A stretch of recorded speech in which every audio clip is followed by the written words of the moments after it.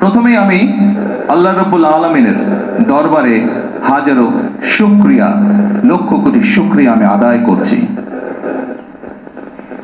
নির্বাচনের মাধ্যমে বর্তমানে বাংলাদেশে জনগণের কাছে জবাবদিহিমূলক, জনগণের প্রতিনিধিমূলক একটি সরকার প্রতিষ্ঠিত হয়েছে। এই সরকারকে এই দেশের মানুষ নির্বাচিত করেছেন। স্বাভাবিকভাবে এই সরকার এই দেশের মানুষের কাছে জবাবদিহি করতে বাধ্য। সম্মানিত উপস্থিতিবৃন্দ, আজকের এই অনুষ্ঠানটি বা এই অনুষ্ঠানকে কেন্দ্র করে যে কারণে আমরা এখানে আজকে উপস্থিত হয়েছি, এটি বহু বছর যাবৎ বাংলাদেশ জাতীয়তাবাদী দল পরিকল্পনা গ্রহণ করেছে। বাংলাদেশের জনসংখ্যার অর্ধেক জনসংখ্যা হচ্ছে নারী।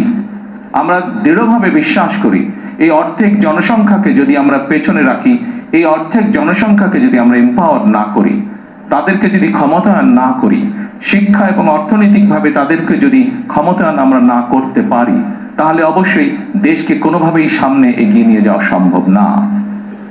আপনাদের নিশ্চয়ই সকলের খেয়াল আছে, এর আগে বিএনপি সরকার যখন দেশ পরিচালনার দায়িত্বে ছিলেন, দেশনেত্রী বেগম খালেদা জিয়া যখন দেশ পরিচালনার দায়িত্বে ছিলেন, সেই সময় সমগ্র বাংলাদেশে তিনি নারীদের শিক্ষা ব্যবস্থা